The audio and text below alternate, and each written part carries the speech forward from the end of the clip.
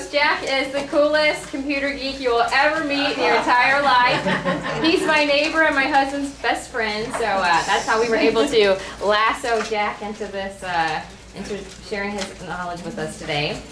Jill, as everybody knows, very, what's the word I want to use? I don't know. Be nice for video. Hey, no, fantastic person in the field of law, practicing attorney here in Kansas City. Wayne Snyder, court advocate for Synergy Services. He goes all around to Platt, Clay, municipal. Platt and Clay with the circuit courts. Okay. And municipal courts, we're in Riverside, Social Springs, Kansas City Municipal Court, Parkville, and Gladstone. All over. So we are very glad that you're here today. Thank you. Sure. Well, we're gonna. Let me start out with just a little brief introduction to how we got. I told Wayne to go first. You know how I am. I love to talk. This one of the reasons why this topic is so important. I have a high conflict family law practice, and I learned so many things over the years that is unbelievable in my practice. But a personal incident.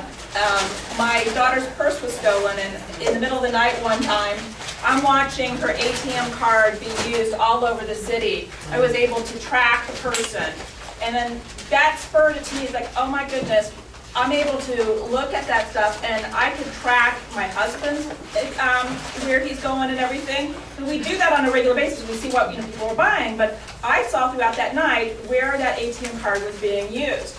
Oh my gosh, our cases of domestic violence, that is a way, that's our cyber stalking way of finding somebody, looking at people's patterns in a real-time kind of thing. And so that spurred a couple different things. I've had several different cases where the use of GPS to locate a victim of domestic violence has occurred. The use of computer programs to do keystroke mapping has been used in cases of domestic violence. And I can tell you that everybody that's here will learn at least one thing today, probably will learn about 15 things today, and the way not only you do your private life as well as your practice will be impacted by this presentation. So now I'm going to let Wayne talk. Okay, thanks, Jill. With the introductions, as a court advocate, we're in various courts, circuit courts as well as municipal courts. In the circuit courts, I and our court advocates, we assist petitioners with filling out orders of protection, ex partes, which will lead to orders of protection. So we get a lot of petitioners coming in, filling out ex partes and talking about how they got here, got to the point where they need to file an ex parte. With regard to client safety in the 21st century, what we're seeing now is where petitioners are coming in and they're being stalked via the internet. I unfortunately cut down a lot of trees here today, and in your packet you'll find information on cyberbullying, cyber stalking, and statistics with regard to cyber stalking. And I'll try and just briefly go over a few of them with you. Just to kind of start off, I want to just quickly read to you just kind of a real life scenario of what's going on with regard to cyber stalking. It's a therapist in our organization sent me this email, and it will kind of set the groundwork, if you will, of what's going on with regard to cyber stalking. The therapist goes on to say, I have a client who left her battered husband in 2007. She got a restraining order because she never got a restraining order because she simply fled. He broke her nose twice.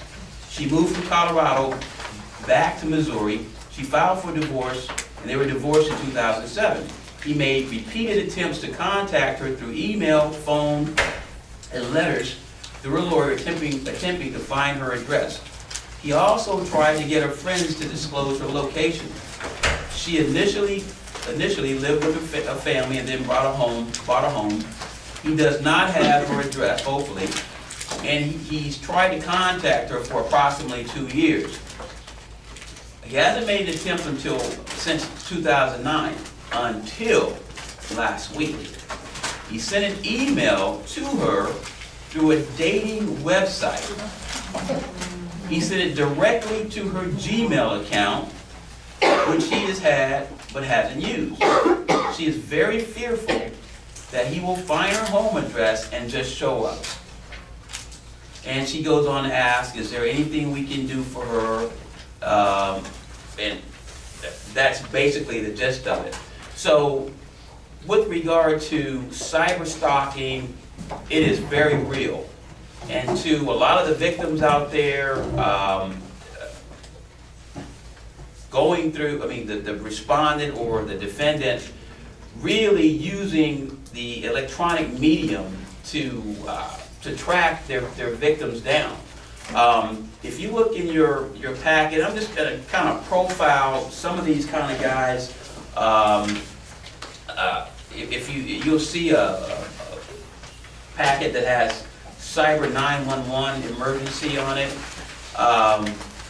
and it talks about the various types of stalkers. You have simple, obsessional stalkers, delusional stalkers, and vengeful stalkers. This piece here says that a simple, obsessional stalker is anything but simple. They are typically the person who refuses to believe that a relationship is over, although they have been repeatedly told that it is. And in my experience as a court advocate, these are the kind, and it also says this is the most common type of stalker. As a court advocate, we get a petitioner coming in to file an ex parte, and it's an ex-boyfriend. An ex-boyfriend who, for whatever reason, can't take no for an answer. The petitioner says to that person, look, it's over. I don't want to have any more relationship with you. That person, the simple, obsessional stalker, can't take no for an answer and continues to stalk that individual through phone calls, repeated phone calls, emails.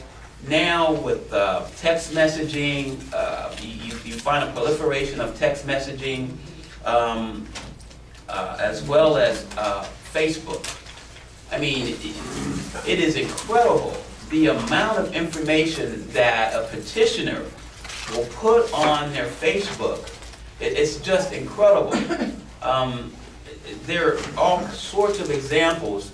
I had a lady that came into the office. She was having a dispute with her neighbor, and she came in to file an ex parte against the neighbor. And there's various criteria in order to file an ex parte. The person has to be stalked, followed from place to place, coerced, in fear of apprehension of immediate harm, where the respondent has caused immediate harm or threatened to do any of the above. Well, she came to file an ex parte against the neighbor who made somewhat threats. But the real issue with her case was she was upset because the neighbor used Facebook in order to disparage her, I think, 9-year-old daughter. So her daughter, 9-year-old daughter, had a Facebook page, and the neighbor used that to write disparaging remarks against the 9-year-old. So, of course, in my mind, I'm thinking to myself, why would you let your 7-year-old have a Facebook page, first of all? Because when you have these, when these petitioners have these types of communications or mediums, they're open to all sorts of communications. So we're seeing that more and more within our office with regard to threats on Facebook, as well as, and some of these respondents are very smart. They will make a threat indirectly because you have other people that are friends. So they may talk about the petitioner, and the threat may not be made directly to the petitioner, but it'll be made to another friend, and the petitioner knows that they're talking about her or him, the petitioner.